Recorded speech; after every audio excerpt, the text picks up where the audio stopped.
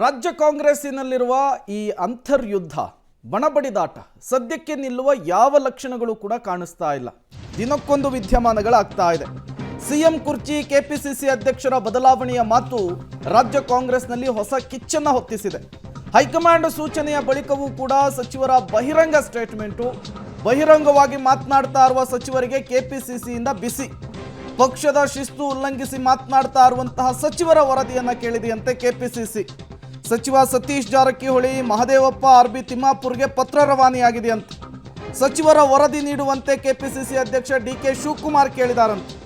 KPCC ಕಡೆಯಿಂದ ಬಿಸಿ ಮುಟ್ಟಿಸುವಂತಹ ದಾಳವನ್ನು ಉರುಳಿಸಿದ್ರ ಡಿ.ಕೆ.ಶಿ. KPCC ಕಾರ್ಯಾಧ್ಯಕ್ಷ ಮಂಜುನಾಥ್ ಭಂಡಾರಿ ಪತ್ರಿಕಾ ಪ್ರಕಟಣೆಯನ್ನು ಹೊರಡಿಸಿದ್ದಾರೆ.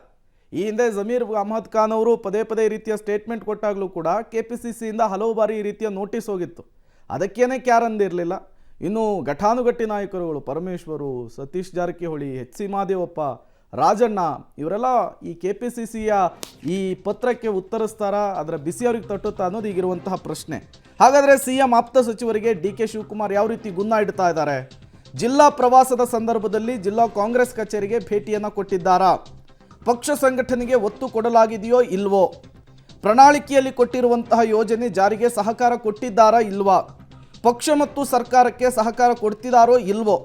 ತಮ್ಮ ಇಲಾಖೆಯಲ್ಲಿ ಯೋಜನೆಗಳನ್ನು ಸಮರ್ಪಕವಾಗಿ ಜಾರಿ ಮಾಡ್ತಿದ್ದಾರಾ ಅನ್ನುವಂತಹ ವಿಚಾರವನ್ನು ಇಟ್ಕೊಂಡು ಈಗ ಗುನ್ನ ಕೊಡಲಿಕ್ಕೆ ಡಿ.ಕೆ. ಶಿವಕುಮಾರ್ ಮುಂದಾಗ್ತಾ ಇದ್ದಾರೆ. ಈ ಪ್ರಹಸನ, ಈ ತಿಕ್ಕಾಟ ಎಲ್ಲಿಗೆ ಹೋಗಿ ನಿಲ್ಲುತ್ತೆ ಅನ್ನೋದು ಈಗಿರುವಂತಹ ಯಕ್ಷ ಪ್ರಶ್ನೆ, ಈಗಿರುವಂತಹ ಕುತೂಹಲ.